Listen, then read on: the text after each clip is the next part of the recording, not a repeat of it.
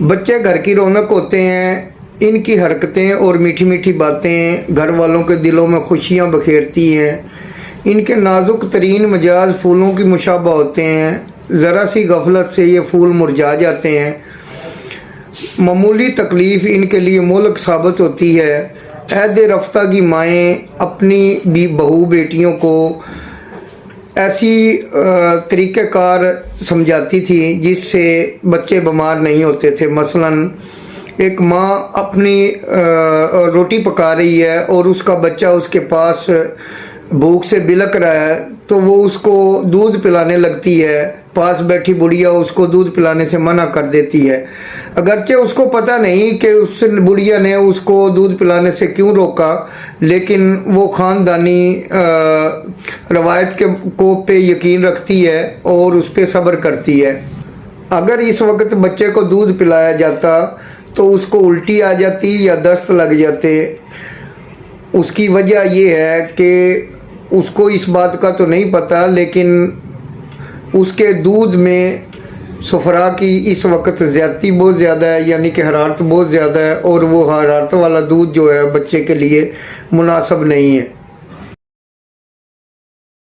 बच्चे घर की रौनक होते हैं। इनकी हरकतें और मीठी मीठी बातें घर वालों के दिलों में खुशियां बखेरती हैं। इनके नाजुक तरीन मिजाज फूलों की मुशाबा होते हैं। ज़रा सी गफलत से ये फूल मुरझा जाते हैं। मामूली तकलीफ़ इनके लिए मुल्क साबित होती है।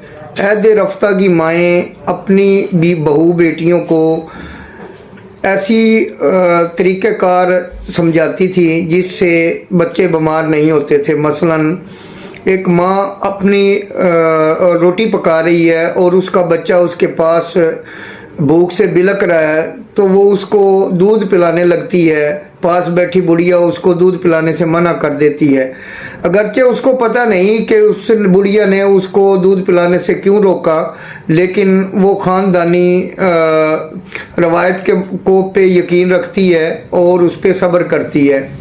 अगर इस वक्त बच्चे को दूध पिलाया जाता तो उसको उल्टी आ जाती या दस्त लग जाते।